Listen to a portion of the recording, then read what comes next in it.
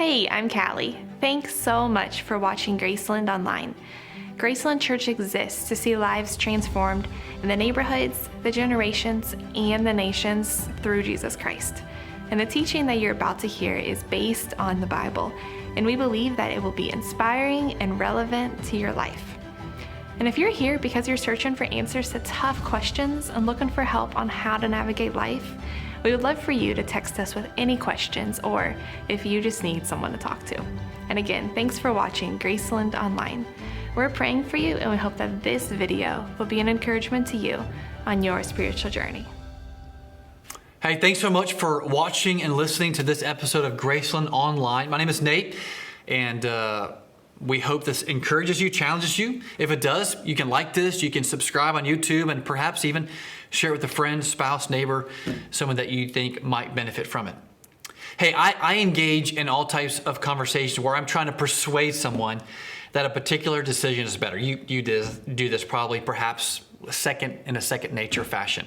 Like, I want to convince you that the University of Kentucky is a better collegiate basketball program than Indiana University or University of Louisville. I'm not a hater, I like them both, but I went to UK. I have too many tuition dollars, so I gotta root for UK. Or maybe you favor Instagram over Twitter. Different social media platforms, but you favor one and you want to explain to people why they should see your perspective. Or maybe you want to convince people to shop at Costco over Sam's or Sam's over Costco. As trivial as those are, and maybe you say, no, these are really important as they might be to you, they're not intrinsic to who you are as a person. Right? They're not morally right one way or the other. Like, it's not immoral or wrong to go to Sam's over Costco. It's not morally wrong to cheer for the Hoosiers of Indiana University over the Wildcats of the University of Kentucky. Now, some might take issue with that, but run from those people, right? Over the next several weeks, what we're going to do is we're going to talk about reasons for the existence of God. And unlike basketball or social media or big box stores, the issue of God and the existence of God, not believing in God or disbelieving in God, cuts to the very fabric of who we are, or at least it should. And I hope that it does in a manner. Now, I want to encourage you to have these types of conversations where you can talk about and discuss, does God exist? If so, what are the implications? What are the evidences? Why should I believe in God? What does it mean? What's the benefit? Should I order my life? Should I align my life to these truths and these evidences and what we would say in the Bible about the person of God? I want to encourage you to have those types of conversations in relationship, not just with yourself, but with other people where it's safe. You can talk about doubts. You can talk about hang-ups. You can talk about hurts. You can talk about frustrations. You can talk about your disbelief, your skepticism.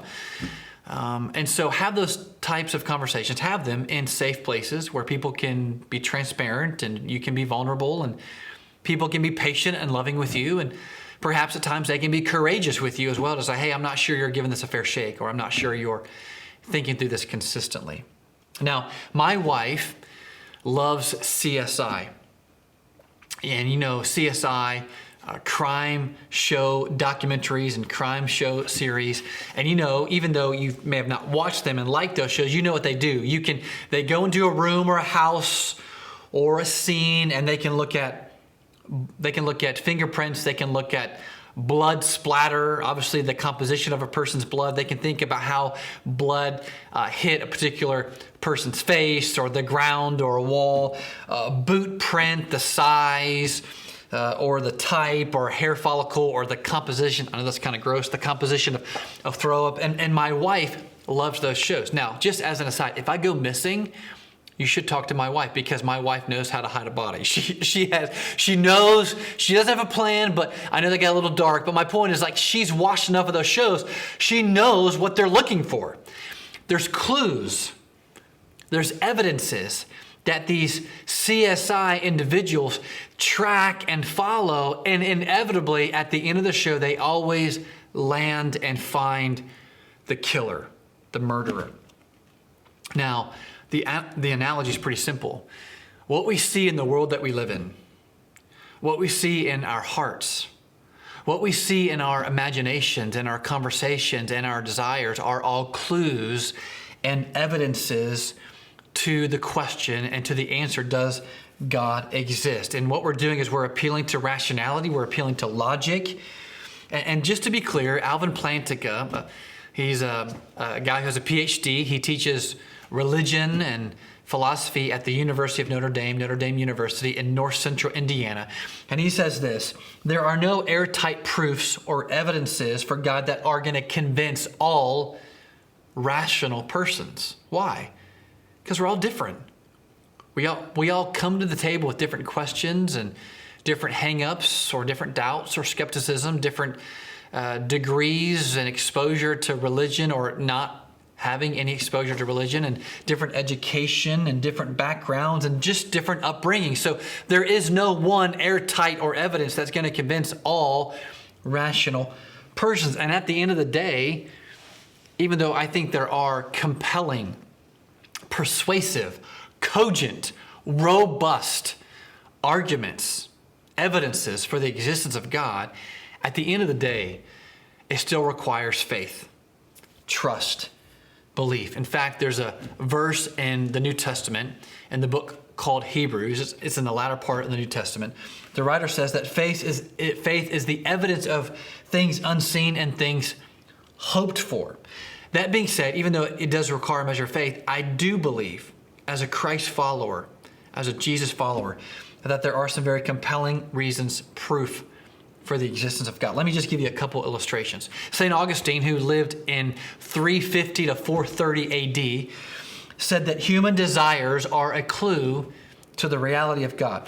He says this: while hunger does not prove the existence of a particular meal, such as a steak, hunger does point to the reality that food exists. Just like we would say sexual desires point to the fact that sex exists.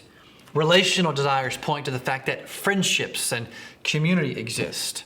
So our desires, the fact that we're actually talking about God and thinking about God and having questions and conversations about God, point to the fact that God does exist. Or the mysterious beginning. Like where do we come from? How did we get here? How did the universe get here?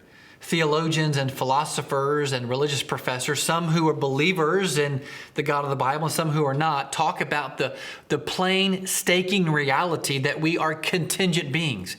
We live in a contingent universe, a dependent universe, a reliant universe, where we're always dependent and reliant and contingent upon something else. What is that? Who is that, I would say? Or what about this? The cosmic welcome mat. As Stephen Hawking would describe this, he would call it the fine-tuning of the world. Stephen Hawking, an atheist, an ardent atheist, would say this: the odds against a universe like ours emerging out of something like the Big Bang are enormous. I think there are clearly religious implications, he says. It would be very difficult to explain why the universe would begin in just this way, except for the act of God and God creating us as we are. So he sees the fact that you have the gravitational pull and just the right amount of oxygen and nitrogen, and you're this particular distance from the sun and not too close and not too far, and the moon's gravitational pull. And all of those aspects and facets point to the fact that there's harmony and purpose and design to what's going on. Think about it like this. You have 50 individuals who are expert marksmen or markswomen, and they've been tasked with being the firing squad and enacting an execution. You have someone standing at one side of the room, and these 50 marksmen or markswomen are 5 feet away from their target, so to speak. You would say there is absolutely no way they would ever miss. The point is that there's design and all of this, the intricacies and pattern that goes into the fine-tuning of the world that we live in, that points to the fact that there's a creator, right? It would be a statistical almost impossibility for those 50 individuals to miss their target 5 feet away. And so what Stephen Hawking would say, an atheist, and what I would submit to you is, does God exist? Yes, he does. Look at the world. Look at the physiological nature of the body, the intricacy of the eye, the composition of the environment, the solar system, the sun, and on and on and on, that point to the fact that there's design in our world that points to a designer. There's an artistry and a beauty to our world that points to an artist. And so what I want to encourage you to do is apply skepticism, apply doubt, apply angst, apply logic to the belief that you have that if it's not of Christianity, are you being consistent? Are you living in alignment? Are you asking hard questions? Are you casting doubt upon your particular philosophy or religious viewpoint? And I think we need to apply that posture to Christianity. And I think what you'll find over the next several episodes as we talk about reasons for the existence of God, they are many. And they're compelling. Lastly, I want to encourage you to have these types of conversations. It's okay and right and good to have these types of conversations. Doubt and questions and angst and hang-up and frustration and skepticism and disbelief. Have those types of conversations in relationships where you can be honest, where you can be transparent, where you can be vulnerable, where people who love you, they can be patient to you and you can be patient towards them, and you can have courage where you say, hey, I'm not sure you're giving this a fair shake. I'm not sure you've really thought through this. I'm not sure you're being consistent. I hope over the next several weeks as we talk about reasons for the existence of God, you're challenged and refreshed. If you are, perhaps like this, subscribe to it, share it with a friend, and we look forward to talking to you more in the next several episodes here at Graceland Online about reasons for the existence of God. Thanks again for watching Graceland Online. We hope that God spoke to you today through this video. And again, feel free to text us if you have any questions about what you heard or if there's any way that we might be able to help you. And you can also find more videos and resources at gracelandchurch.online. And if you feel that you've been blessed by these videos, please consider donating so that we can continue sharing more content to more people. Thanks again for watching, and we hope you'll join us again soon.